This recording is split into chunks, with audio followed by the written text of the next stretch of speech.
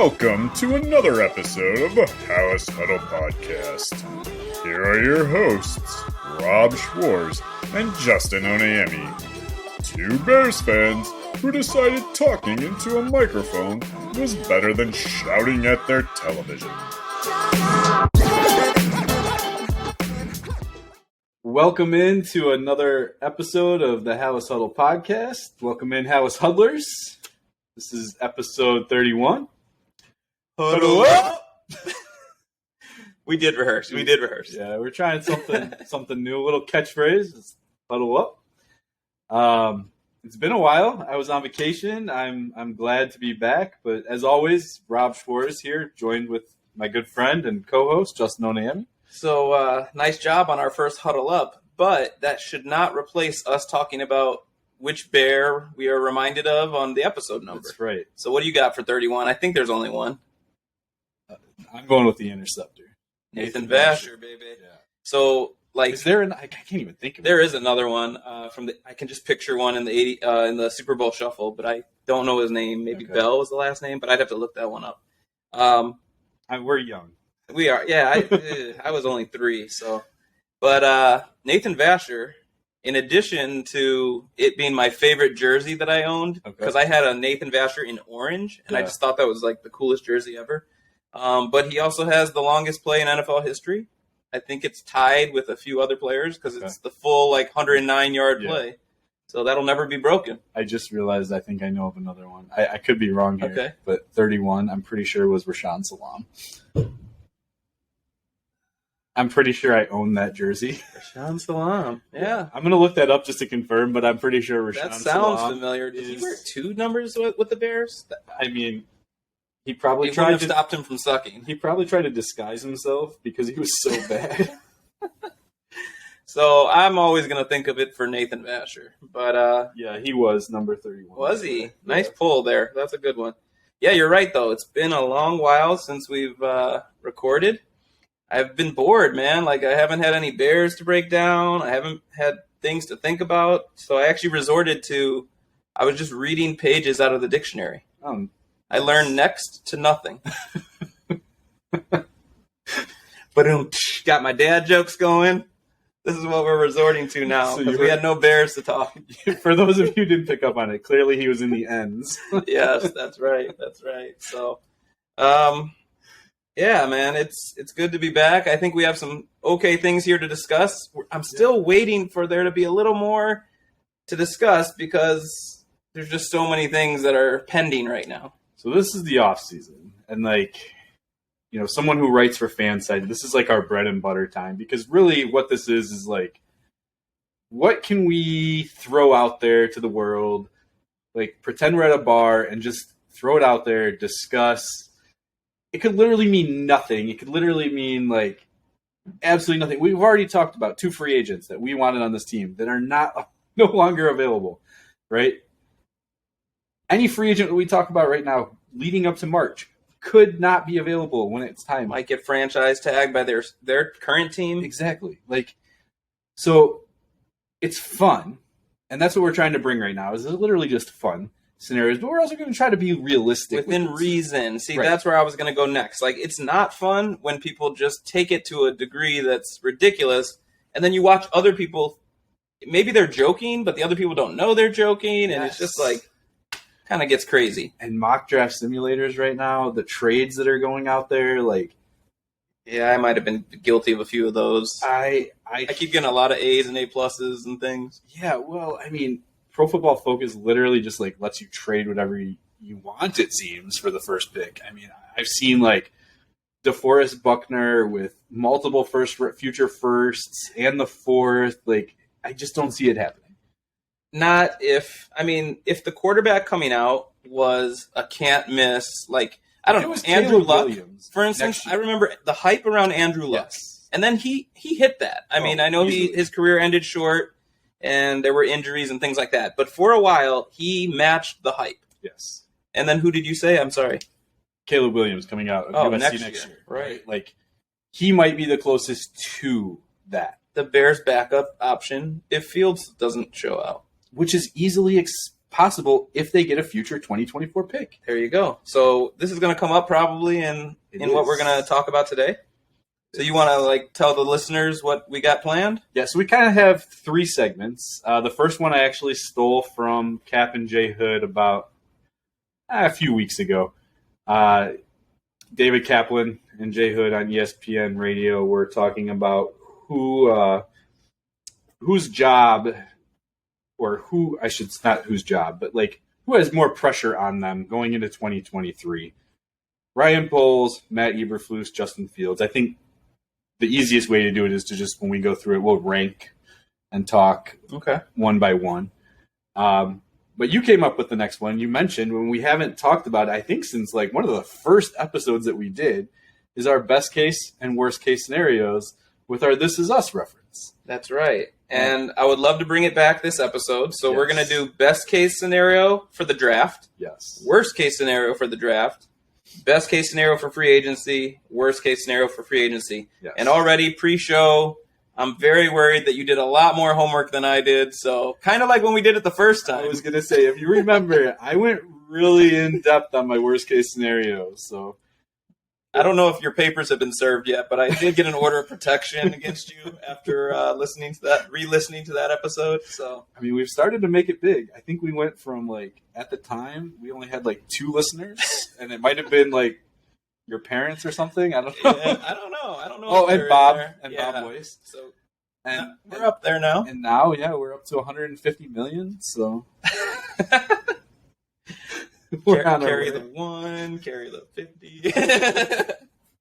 So, well, that's the segments we discussed. But I have a surprise for you. I'm ready to hear that surprise. I do want to say that Justin and I, before we get into that, Justin and I are constantly working on what we're going to be able to do to keep building this and expanding on it. And we've been in talks with some people, and we have some potential stuff brewing. We don't know what we want to do yet, but the point is that we just always want to make this better. So I know you guys have been really good with the comments. Keep those coming. Let us know other things you want to talk about. I know you guys want us to do another mock off season at some point. We want to wait until the Super Bowl is over. We want to wait until some things kind of settle down a little bit to make it a little bit more realistic and not just the same as what we did last time.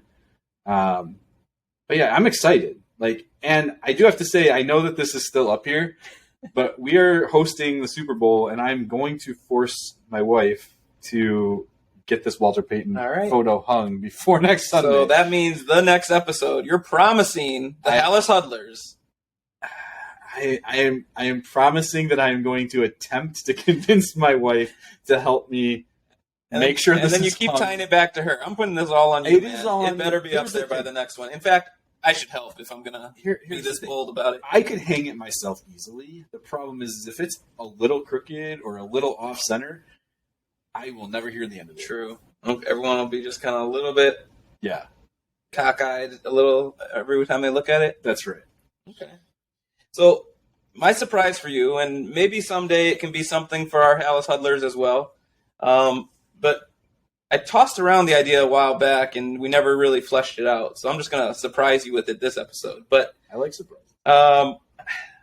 It's been done by many people in many different formats, but the one that comes to mind for me is the men's Indiana Hoosier basketball team. I think leading into either the Big Ten tournament or March Madness, they knew they were going to be getting interviewed, and they must have picked secret words or phrases that they would just try to slip into their responses. Okay. So before we shot this, I asked my kids, hey, just give me what if I just was going to say some random things, what might I be able to say? And they gave me some terms and things to say. Okay. So I'm going to try to slip them in, and at the end of the show, you can tell me if you think if you can even figure out which ones they were. You did also point out to me, I think it was Jimmy Fallon or Jimmy Kimmel. That sounds familiar. Had convinced Steph Curry. That's right. To say certain phrases. Yes, he kept throwing them in. Yeah, so it's similar to that as well. So maybe I'll be able to sneak them by you, maybe not. We'll see. Have you already said any? You're not even going to help I can't tell you. I already might have said all. I wasn't ready for it. Well, let's see how good of a listener you are. I might have to go back. So why don't we start with the evaluation of pressure that will be on Yes. various, players, coaches, the front office, but we're going to focus just on the quarterback. We're making an assumption that Justin Fields is their quarterback. Let's just stick with that. We're on the record for saying that it would be insane if he's not. I think so. There's rumors already that they've already decided he is. We know that in the press conference, Ryan Poles said he would have be blown away by either Bryce Young, C.J. Stroud, Will Levis. Had to be blown away to move on from him. I think it's pretty safe to assume he's going to be the quarterback for 2020. So you're right. I don't know the validity of reports at this point, but saying they are happy with him and are going to go forward. But when you say blown away, that would include stuff like the combine and things like that. And so when we keep saying there's just too much unknown, all of that's in there. But for the sake of this segment, we have Justin Fields as the quarterback. Yes. And obviously, seeing how much scrutiny there may be right now, we can only imagine what it would be like next year. So potential of him being the most pressured. But we're also going to put him up against Eberflus and Ryan Poles. Yeah, so we did not pregame this part of it. Never do. Let's make it authentic. I think it would probably be best to rank them 3-1. Least to most? Yeah, to see where we go with that. So I kind of just thought we were going to talk around it, and I'm okay doing it your way, but I need to get something clarified then. Okay. Because I feel that I know who will have the most pressure.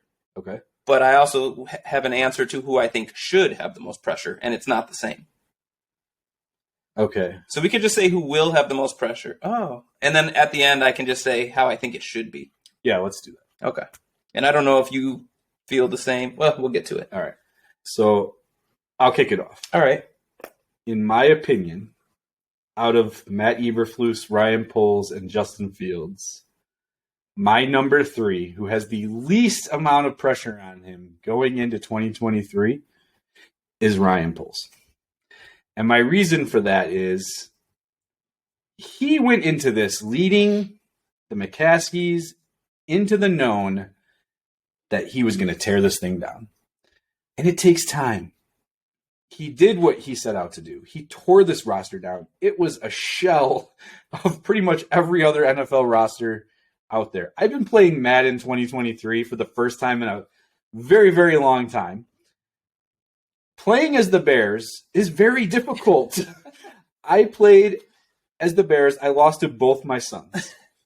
Granted, it was the first time I played Madden since 2009. Okay. Rusty. You're a little very rusty.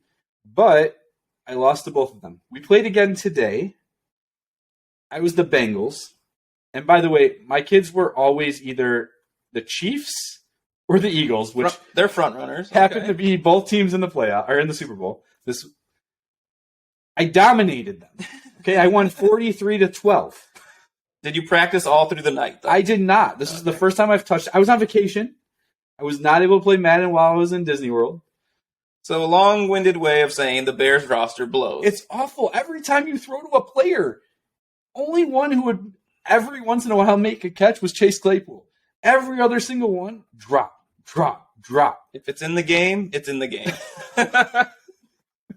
Although we already debunked that the Bears apparently don't drop quite as many passes as their neighbors to the north. But now, I will admit, though, Ryan Poles has some pressure in the fact that he has the most salary cap space available. He has that number 1 pick, and he has to get this right.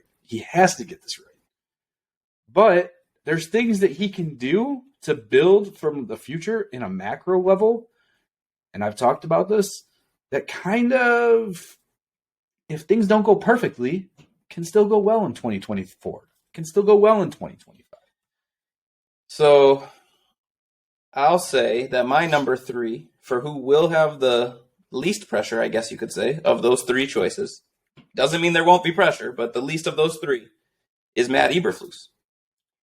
Now, I surprised myself by saying that, and actually I'm going to have to now explain my next answer to even explain why that is. So initially, I would have agreed with you that it would be Poles. And one of my reasons is the moves that a GM makes can really only truly be evaluated in a further time span. So draft picks, they say you really need 3 years to evaluate where the trajectory of that player might be going. It's not quite the same with free agents, so I get why you would maybe evaluate a GM right away on those types of moves. But I just feel like with this particular offseason, the way it's aligned, there is additional pressure on Poles for immediate results. Like, there needs to be an immediate turnaround, not to, like, playoffs necessarily, but a much better team. Maybe like the Jaguars, right? Exactly. They eked in and had a above 500 record. I mean, that's a pretty big jump to make. Right. So here's the thing, though. If they don't show that, obviously Eberflus is under pressure as well. And if you look at who's more likely to be fired, I don't know if that's how you were looking at the question, you're more likely to fire a coach after 2 years than a GM. But I'm just saying, from the way this particular offseason unfolded, he has more pressure than he should in just his second year on the job, taking over such a lowly roster like you just explained, which part of it was his decisions to do that. Sure. You know, some people don't think they should have traded Roquan. Or Khalil Mack, exactly. Now, I'm okay with it, but it also depends on what he does right now this offseason to make us kind of forget those moves. Yeah, I think obviously, like, interpretation of the question plays a big part in this, and I don't want to give away my other two or where I'm going to go with the other two. So I'm not going to answer your question on. Well, then I guess I should do my number two. Yeah, go ahead. Okay. Yeah. So then my number two, and I'm telling you my number one then as well, but yes, my number two obviously is Ryan Poles. Okay. So I kind of already explained that it's weird that he would have more pressure than the coach. Yeah. But that's because they need to be difference makers in free agency, and those should have immediate results. Yeah. They need to do, and we're going to talk about best case, worst case scenario in the draft, but like, it better not be close to the worst case. And honestly, in my worst case, I still think that's better than most drafts. Okay. But he can't just have an okay draft. Like, he has to really impress us with what he does in the draft and maybe where it appears to be leading. We can't see a Velus Jones situation. Ooh, right? No, we cannot. Our third round pick, I know, is a third round pick, but like, what happens if our first round pick is like Velus Jones? Like, well, I mean, I don't know how that would even happen. I can't think of a scenario where that happens. Okay, well, I mean, what happens if they draft Jalen Carter and Jalen, and the rumors are, you know, everyone thinks Jalen Carter is the top defensive lineman for a defensive tackle per se. What happens if he does take plays off? What happens if he's not the great defensive tackle that everyone seems to make him out to be? Like, okay, so here's the problem. If you take Jalen Carter number one, most likely it will seem like he didn't live up to it, because that's a strange spot to take an interior defensive lineman. Sure. Typically, especially nowadays, you're taking a quarterback at number one, or a quote-unquote skill position player. And I could even see defensive end being kind of like a sexier pick than an interior D-line. I'm taking Will Anderson number one over Jalen. That's my point. But even if I'm saying if they take Jalen Carter, you still, unless he like had some major red flags that Poles just chose to ignore, right, or had a terrible combine and private workouts and it was notable that he was injured. I mean, unless he like had some kind of blatant oversight in picking him, I still don't think you could just peg that failure on him. Plus, like you said, most likely if you're getting Jalen Carter, you're trading down and you're not taking him at number one. So you would hope that whatever trade value you get in return ends up making that blow feel a lot softer. So we're already touching a little bit on my best case / worst case thing. So let's not go too in depth here. So then should I just finish my number one and why I think that? Because I already gave it away? No, we know it's Justin Fields, but let me go to mine. Okay. So my number two is Justin Fields. All right. Okay, Justin Fields needs to prove that he can throw anticipatory throws. He needs to be able to throw guys open. It's something I've talked about many, many times. But I also think he kind of already proved himself. Like, I've seen enough from him to know that I don't see him regressing. Like, so to me, he doesn't have as much to prove because I've already seen him prove it. People want to see him throw for 300 yards. And I've talked about this. Like, if you're running for 100 plus yards, you cannot throw for 300 plus yards every game. even if you hit 200 and 100, that's 300 total yards. Like, that's a lot. Like, you only have so many plays in a game. I would like to see him consistently hit the 200 to 250 yard mark passing, because I would like to see him run less. I think he wants to run less. I think his legs want to run less. We don't need to see him cramping.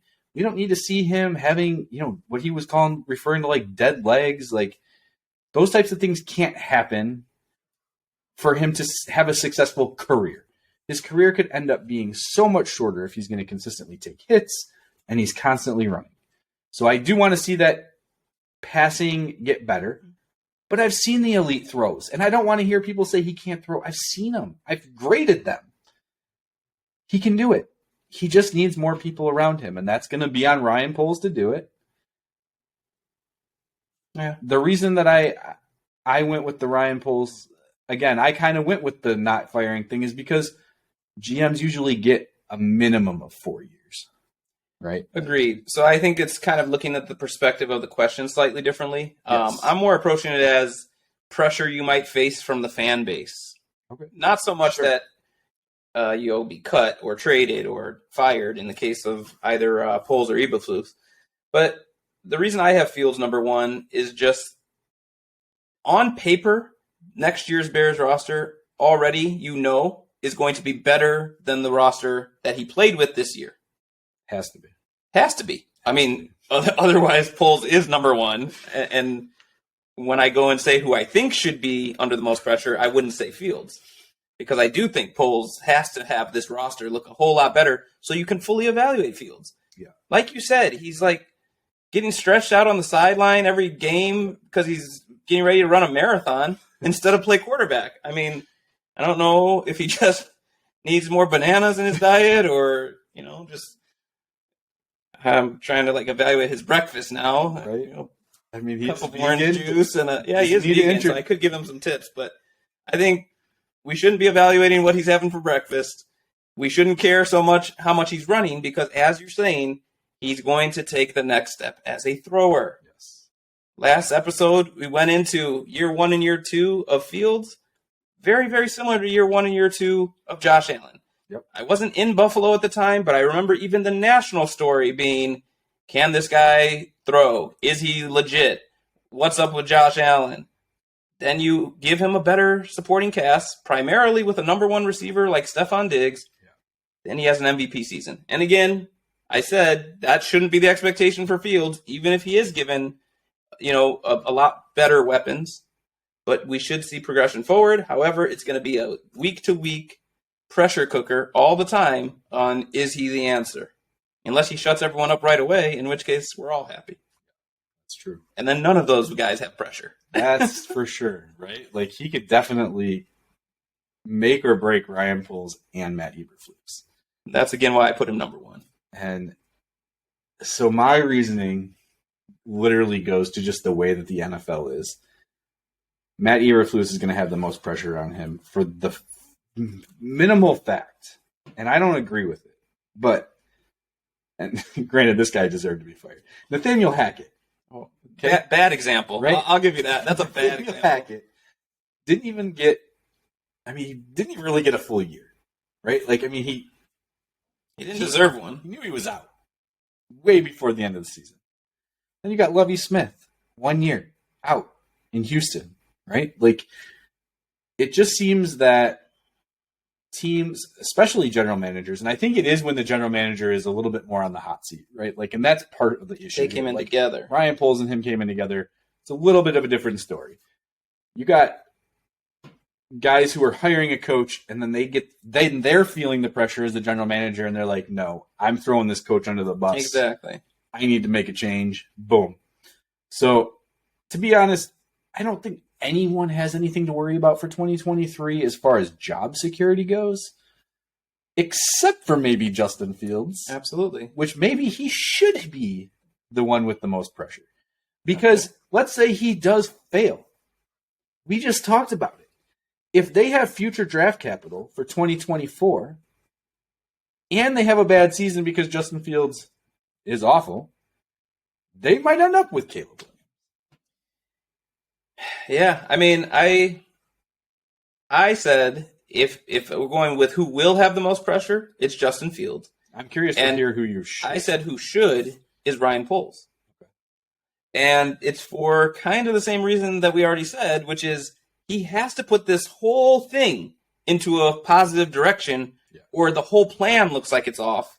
In which case, again, I'm not saying he'll be fired. Right. And he can't really fire Eberflus very quickly either. No. Because that doesn't look good on him. No. So again, I don't think it's about job security, except for in the case of Fields. You're absolutely right. If he has a bad season and the team has a bad season, you're going to have a pretty high pick.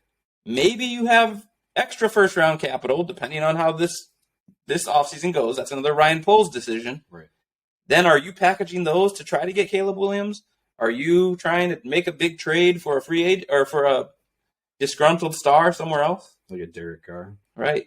So, yeah, I mean, if we just said who's most likely to be pressure of losing their position, then it's Fields.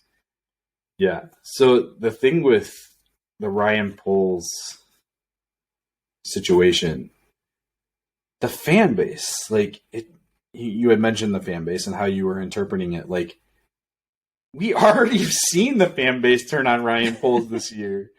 Like, that's how bad. Like, we knew going into it. Like, look, he said what he was going to do. I'm going to tear. Like, he didn't say we're going to rebuild, but everyone knew that was going to be the case. He said he wanted to build through the draft.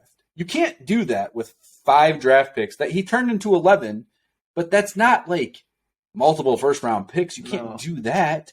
So it's going to take time. We have to understand that we need patience. And unfortunately, we live in a world where most of us don't have patience. We want a quick turnaround. We want to see it happen now. And I can tell you that the few people that have, I shouldn't say few, the many people who have already turned on him now are going to be calling for Ryan Poles' job in 2023 if things aren't, as you mentioned, progressing forward. So I can understand your reasoning as much as we disagreed with our rankings. Right. And like you just said, people are more about the instant gratification. What have you done for me lately? So in a week-to-week season, a week-to-week sport, people are going to be talking about Justin Fields every week and, oh my gosh, he did this. He's not. But really, if the macro doesn't look tremendously better, to me, where can you look but to Poles to say, hey, man, this whole thing is not going where it should. So either way you look at it, I think Eberflus just kind of sits back. Yeah, he just kind of sits back and he is. Because if it works well, he's going to get credit and take the success, in stride. But if it goes poorly, I think you're going to be able to scapegoat it on Fields or on Poles, whether you go micro or macro and how you view it. I mean, let's look. We're going to get to the end of the segment real quick before we go to the next one, but I just want to touch on look at the Chase Claypool trade. Right? When it happened, I understood it. They were still competitive. They were trying to give Justin Fields another piece. Things didn't work out the way that we wanted it to, the way that they thought it would. Now that pick is essentially the 32nd pick in the overall draft. Still a second rounder. Doesn't get the perks of being a first. But fans are mad. Like, look at what you could have done with that.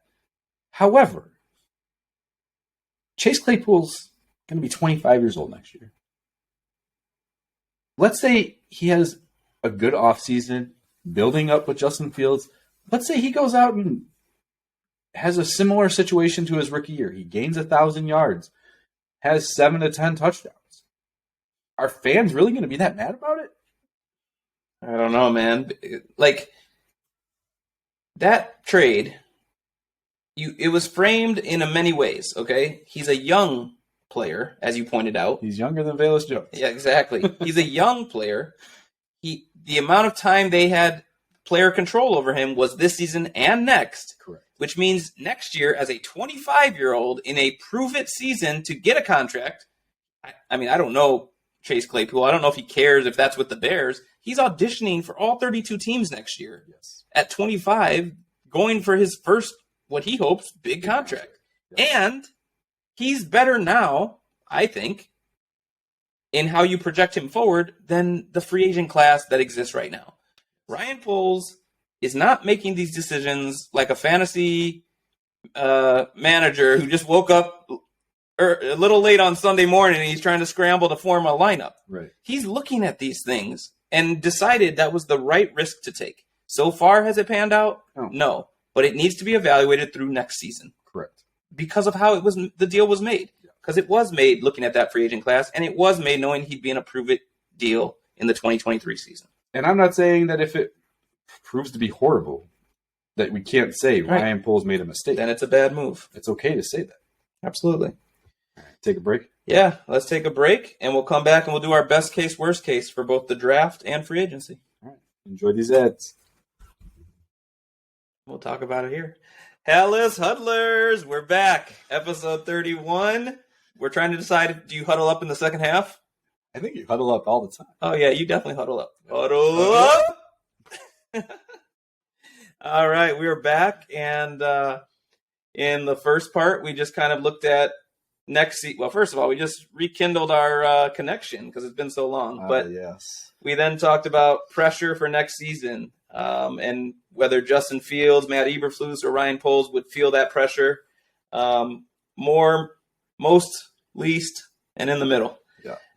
But now to kind of see what the team might look like, we want to talk about our best case scenario and worst case scenario for the draft and for free agency. I got to just throw this out here real quick. For anyone who's new, because we do have a lot of new subscribers, new followers, appreciate all of you. Hit the like button. If you are listening for the first time, definitely hit the subscribe button. This is based on the show This Is Us. This is a show that Justin and I and our wives watch. For those of you who don't understand it, there's two characters in the show, a husband and wife, and they play the game, just worst case scenario. And they go back and forth, giving each other what the worst case scenario can be. And I mean, we're talking like catastrophic, right? Like, for those of you who missed the first time that Justin and I did this, Justin and I, in my worst case scenario, made it big. I embezzled money, framed Justin, and I think I got divorced in the situation too. Fled to and I fled to another an island that didn't have what's it called, extradition or something. Oh man, it got serious. It escalated quickly. It did. So yes, you will be getting served papers because we are growing, and now I'm just making sure that my family is safe and that I am safe. So I wanted to lay the framework for anyone who didn't understand. Like, these things are going to get like extreme best to a degree, and then extreme worst to a degree. All right, I might have to real quick add a layer to mine or something, but we'll see. So I'll kick it off. Is that all right? Yes. Okay. So I'm going to start with best case scenario for the draft. You would think, sitting with the number one pick, that taking like the absolute best player at a position of need would be the best way to go. And unfortunately, in my mind, for the Bears, because of how many needs they have, and like you said, and we're not going to dive back into it again, but they could have, by being the worst team in the league, having the number one pick, they could have one and they could have 33. Mm-hmm. But as you mentioned, that's been traded away. So right now, they just have 1 and 54, 53? 54, and nothing in between. Yes. So with that in mind, I think as many needs as they have, the best case scenario, Ryan Poles is able to trade back. We all kind of know this. However, if we're talking best case scenario, I'd like to see him trade back once, if he can do it, with the Houston Texans. Okay. Maybe you get 2 and you get their second and something else. You could, if you really swing for the fences, you get 2 and 12, because there's a lot that you could still land at 12. But the point is, you accumulate other assets. Then, if they still at 2, we're assuming Houston trades up 1 to get their best quarterback, whoever they think that home run pick is. But we talked about how there are quarterbacks here where some team might like Bryce Young the best. Some might like Levis. I haven't heard Stroud as much, but those are kind of your big 3. If after the combine and all these things, somebody loves one, somebody loves another, I would love to see them trade out of 1 to 2, out of 2 to 4 to the Colts. And in that scenario, the reason I think this is best case You're accumulating all sorts of assets, which I also think hopefully will include going into next season, because they have so many needs. This is not a 1-year turnaround. This is you got to build the momentum. I mean, Sir Isaac Newton talked about it. The law of inertia. If we can get this thing going in the right direction, it can just keep going, where you're like a contender for the foreseeable future. But the reason I'd love to see that particular scenario, because then you can trade, get assets, and you either get Will Anderson or Jalen Carter. Best case scenario for the draft by a mile, in my opinion. I don't disagree with you. In fact, my best case scenario follows something similar. Okay. Oh, I have something to add to mine, but go ahead. No, go. Finish. And it's a sneaky thing here, what I'm saying, but I also feel something they need to do this offseason. I talked about year 1, year 2 Fields, and year 1, year 2 Josh Allen. If we want to see him take that stride, they need that number 1 receiver. I don't know how they're going to get it, but if you pull off that double trade, something you get there can get you T. Higgins. So I was thinking about the Houston Texans. I almost did that with mine. You mentioned the 12th overall pick. Chicago would have to give something else in return than just number 1 overall in order to get 2 and 12. 2 and 12 is worth way more than 1 overall. I'm sorry, Chicago Bears fans. I know everyone thinks 2 and 12 should get you 1, and that's it. That's not enough.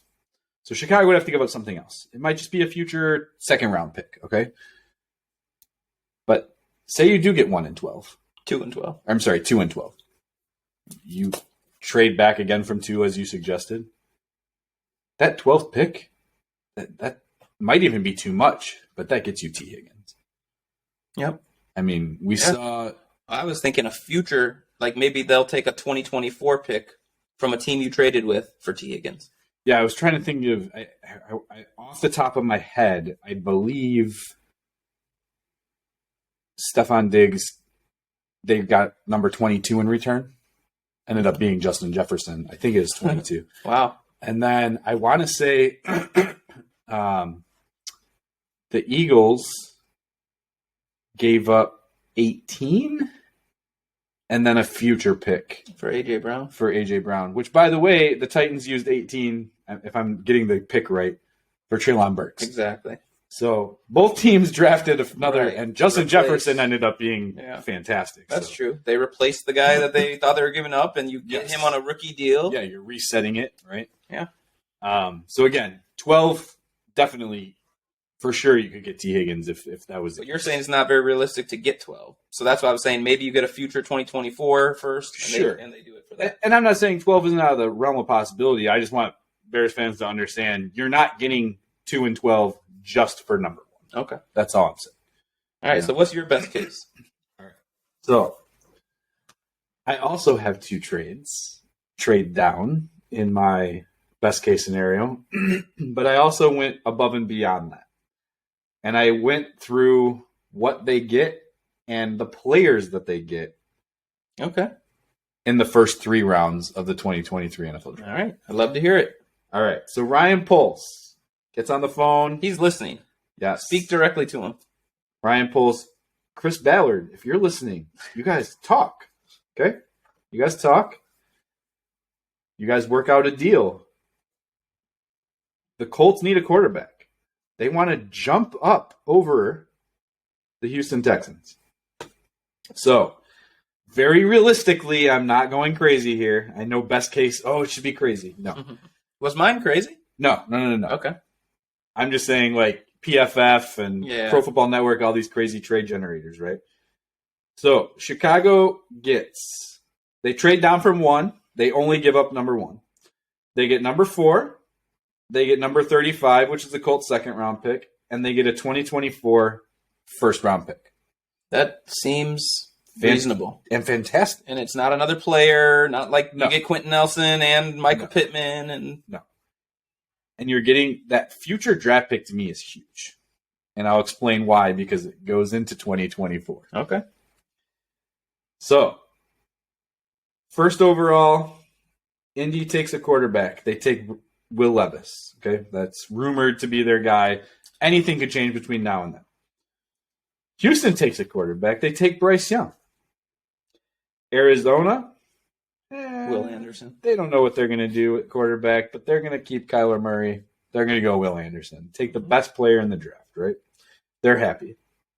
Ryan Poles is back on the clock. It's not enough. He wants more draft capital. You did say you were going to trade back twice, so you're not taking Jalen Carter then. Now, here's where some Bears fans are going to get mad at me. I'm trading out of the top 10. And the reason I'm doing it is because I'm getting another future 2024 pick. I looked at it. If I were to trade down to 7 with Las Vegas, I'm not going to get a future pick unless I'm also giving up other stuff in return.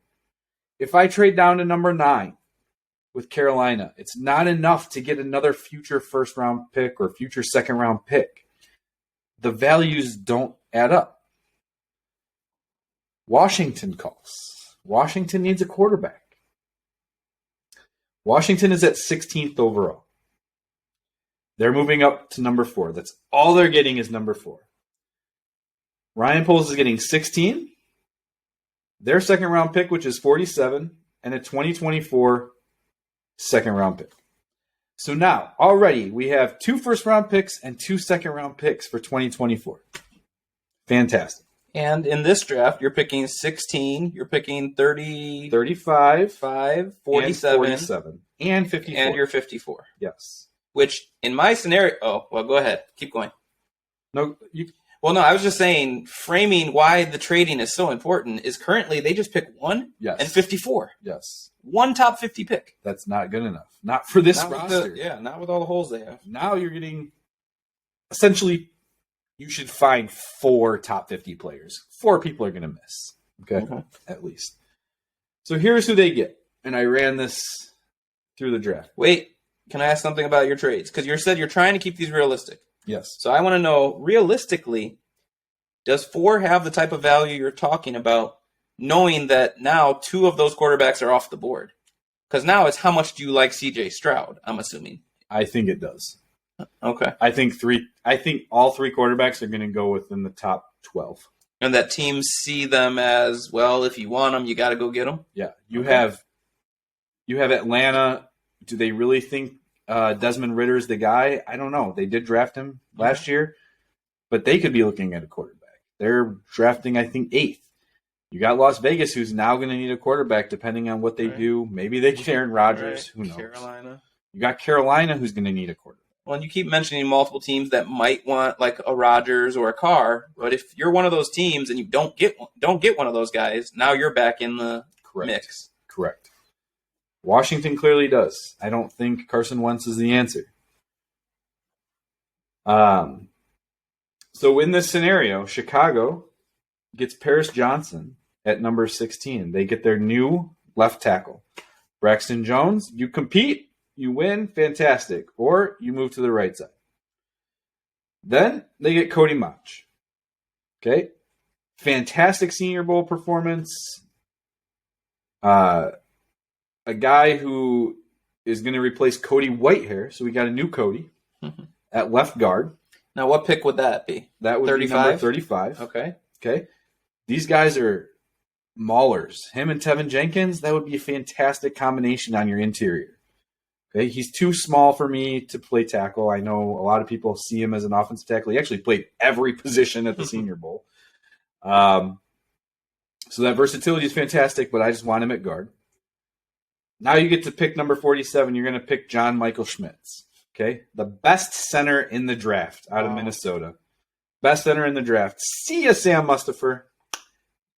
You're right in the bench. You're right in the bench. Okay, that's 3 offensive linemen. Your entire offensive line, it looks brand new. Outside of Tevin Jenkins, maybe Braxton Jones, whoever you decide is your right tackle. You get to 54. You go to the defensive side. You need to build through the trenches. You're going to need a Keon White. Keon White was also a big-time player at the Senior Bowl. Didn't flash as much as I would have liked. He's 6'4", 6'5", 280 pounds. He has versatility to play as a defensive end, or honestly, outside the box thinking, he could even play your 3 technique. Okay, he's a little on the lighter side, but he's so fast. I could see him playing the 3 technique. Then, I think you're going to like this because it's clearly Nigerian. Mm-hmm. At 64, your 3rd-round pick, and this guy won me over at the Senior Bowl. I did not know anything about him. I started getting into his film after watching him play, watching him practice, actually, because this guy is quick off the ball. He's got an amazing rip move. Tamiwa Adebore, okay, out of Northwestern. Mm-hmm. Defensive end. Boom. You got a whole new offensive line, and you got a bunch of defensive linemen in the trenches. Build through the trenches. That's how you're going to win this. I know I didn't address wide receiver. Draft one in the 4th round. Yeah, you've been on record in the past saying you don't like receivers after the 3rd round. You're not going to hit on them. They're not those top of your roster guys. But maybe you believe in Claypool and Mooney being the top, and you're looking for that 3rd option. But here's why I'm waiting. Here's why I'm waiting. Next year. Bob Weiss, if you're listening, I know you're going to like this because you already liked it on Twitter. I know Justin wants Justin Fields to get that wide receiver 1 in year 3. I'm skipping it. I'm taking the chance. In 2024, with 2 first-round picks, I'm drafting Marvin Harrison Jr. By far, one of the best wide receivers that I've seen. So when I said getting that future 2024 to get a T. Higgins, yes, in my notes I put, or you end up with Marvin Harrison Jr. as a deferment. Like that, the reason that's not quite as good is it's a year removed. Yes. So we're on the same wavelength there. I would for sure. So question for you though. Each of those guys you mentioned, where they would be drafted sounds good, and I understand they're highly touted prospects. However, again, we're kind of playing fantasy football right now.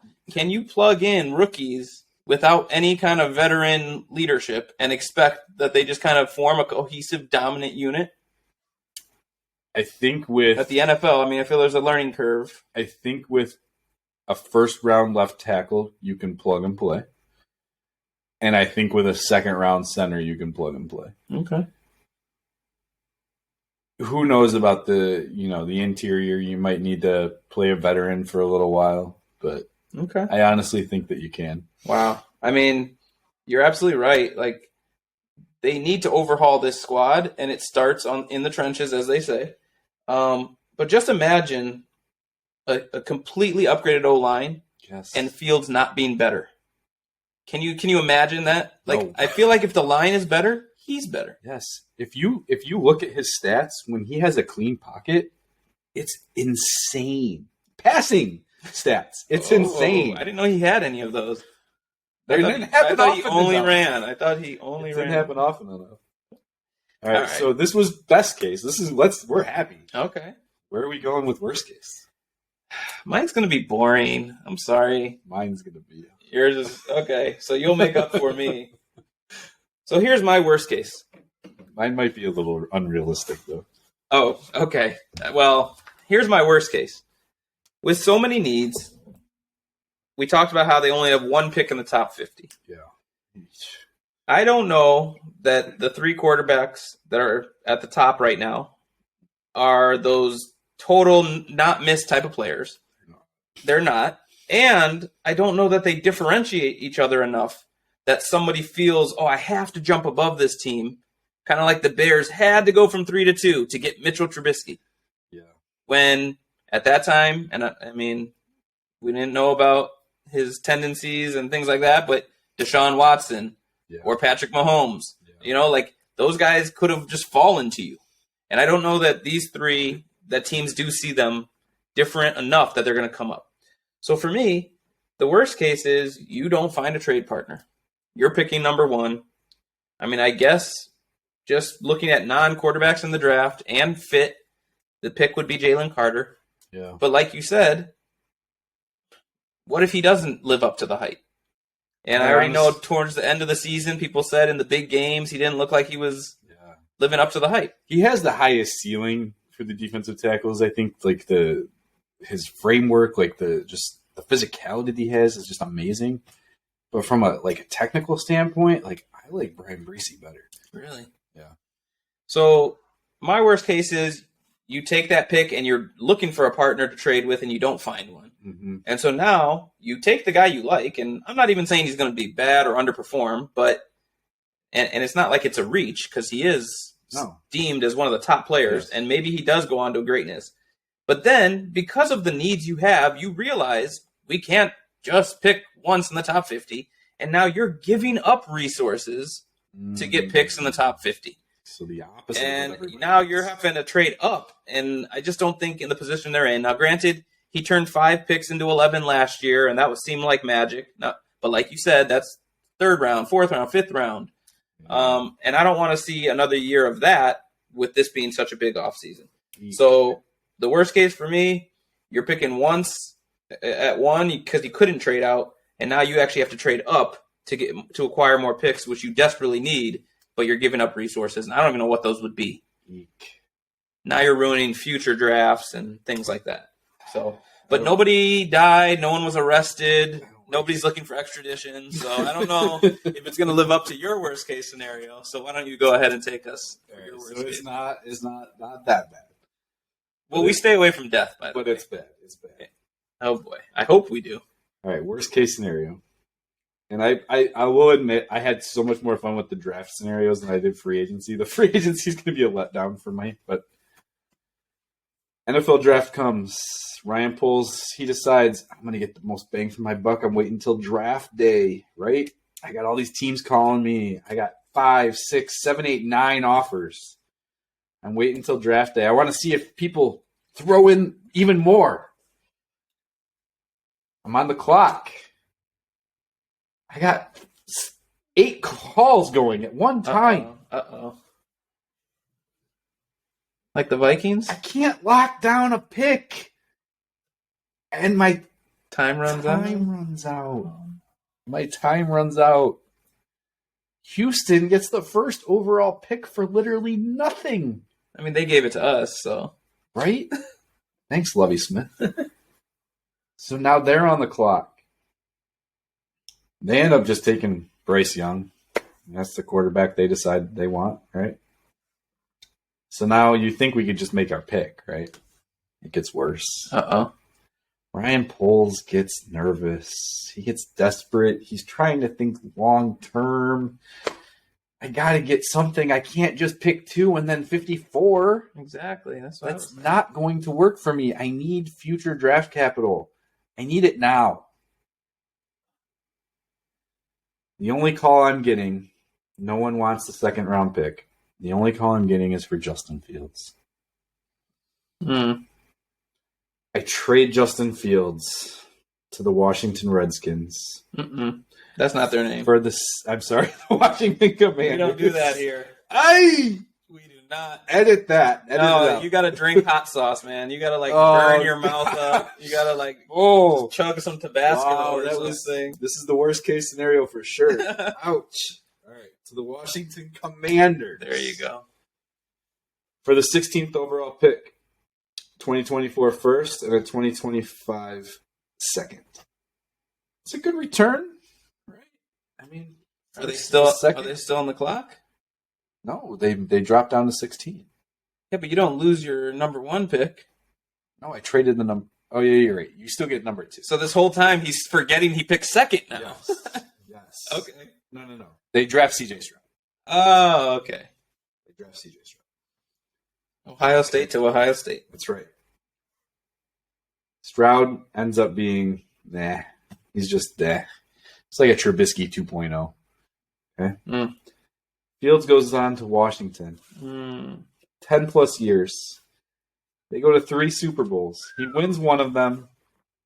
He wins 2 MVPs. Ryan Poles' career is over. As it should be. Chicago is restarting once again. Worst case scenario. But there's one silver lining. Since he was let go by the Bears, he actually joins the Hallis Huddle as a 3rd co-host with us. Oh, that would be fantastic. So best case for our team, for our Yeah, I do like Ryan podcast. Poles. Yeah, he seems like a cool Smooth guy, talker. you know. Well, after what you just laid out, I don't think anyone would describe him as smooth ever again. So, okay, that's a pretty rough go there. Yeah. So, all right, shift over to free agency. Yeah, free agency. Okay, I got my notes here. I gotta refer back to my notes. All right. So, I wanted to ask you though. Yes. When Fields wins all of those accolades with Washington, is Deron Payne on the team? Deron Payne is on Washington. Oh, boy. Well, that's going to ruin some of my free agency stuff then. All right, well, in the best case... And Ryan Pace looks like a genius for drafting Fields. That's true. Oof, didn't even see that. All right, so the reason I asked about Deron Payne is because we're shifting over to free agency. And said it a long time ago, and as you alluded to, some of the people we talked about have already... The GMs heard us and are like, oh, wow, these guys are already on that? Oh, yeah. We better lock this guy up. So thankfully no one's done that yet with Deron Payne. In my best case scenario, Bears are getting Deron Payne. They're getting a top edge rusher. Now, I didn't say who. I think there are several guys that kind of fit that bill. Couple guys, Yannick Ngakoue. Yeah. And then I have Marcus Davenport and the Indianapolis connection. Yeah. So you get a guy like that, and you get Deron Payne. So half of your D-line is already going to be upgraded with quality free agents. And in the case of Payne, he's still pretty young. Yeah, he's 26. Well, he'll be 26. Now, this is going to start to sound like we're talking crazy talk, and we can't do all this. But remember, they have so much more money than everyone else. Mm-hmm. So in my best case, you're also getting Orlando Brown. Oh, wow. Okay? I know he's going to cost a lot, but he's young, and he locks in your left tackle, just like you said in the draft, locking that up in your best case scenario. Yes. And you get a top running back. I've been saying Barkley, but the more I look at it, I think Josh Jacobs is a pretty good add as well. I didn't realize he was as young as he is. Do you know his age, Josh Jacobs? He's probably 26. 24. Whoa. Now, I don't know. Maybe he'll be 25. I don't know. Sure. You know, I mean, I do know that's how numbers work. Yeah. 24, then 25. I just don't know when he will turn 25. So in my best case, you're getting all those guys. Now, will they all hit? I don't know. But to think, you're bringing in Pro Bowlers, you're bringing in top-level talent, and hopefully also surrounding it with quality in the draft. So that's my best-case scenario for the Bears and the free agency. Mine is very similar. Deron Payne being at the top of that threshold, right? So they get Deron Payne, means that they don't have to even look at defensive tackle for the 3 technique in the first round of the draft. Not even touching the draft in this, though. They also get an offensive lineman, but they don't get Orlando Brown. Unfortunately, he gets franchise tag. They get Mike McGlinchey. From San Francisco? Yeah, to play right tackle. Okay. From Kansas City, though, they do get Juju Smith-Schuster. Okay. So they pair him up with Chase Claypool and Darnell Mooney to, again, get Marvin Harrison in 2024. Okay. Throwing that out there because that's my guy. Talk it into existence. That's my guy. Yes.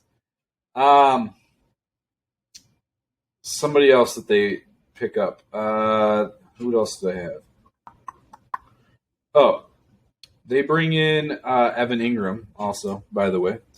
Tight end, but more like a receiver. So pairing him with Cole Kmet. And you got some offensive weapons. At running back, I still went with Saquon Barkley. I just love that weapon. So neither of us think that the best case scenario would include re-signing Montgomery. Correct.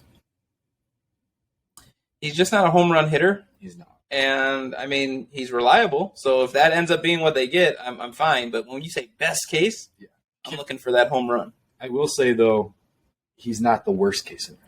No. You going to kick that off then? Or are you not done with your best case? Yannick Ngakoue was the only other one that I also had. Okay. I think he is the best defensive end available. Okay. So that to me just changes the whole entire defensive line. I would love to see them get like Jesse Bates, but if that's the case, then you're moving on from like Eddie Jackson. Honestly, at this point, I think Bates is probably better, younger. Well, and but now you can't just have everybody. No, you can't. And if we said they're starting with a certain amount of money, that's way more than everyone, but there are going to be cuts. And we talked about Eddie Jackson as a potential cut. We don't think so because, he just seems to be stepping into his role as a leader. But they could have more money than we even know, depending on the types of cuts they might make. Yeah. All right, I'll go worst case. Okay. Again, this is going to be like such a letdown compared to what happened with the draft. But you still have to guess my words, so that could be a highlight. That could be a highlight. All right, so worst case scenario. Chicago brings in Chauncey Gardner-Johnson. Okay. Great player, trash talker, has some history here in Chicago. That's right. A lot of those players are gone. Who was the receiver he got into it with? Well, he got into it with two. Javon Wims, who was the one that punched him. Yes. And then also Anthony Miller. I'll have to remember for our episode 81 and episode 84, I think. So he comes in, throws off the entire locker room. Okay? Just everyone hates him. Okay? Their top offensive lineman that they get, by the way, is... Shoot, I lost it. Let me come back to that. Okay. Kyle Long. Right? No. I'm coming back, baby. So the best wide receiver they bring in is DJ Chark. Okay. I know a lot of people like him. I'm not really big on him. Okay. The running back that they bring in is actually Miles Sanders. So that's pretty good. The best defensive lineman they bring in, Janavian Clowney. Nah. So basically what happens is Ryan Poles brings in these guys. They don't mesh.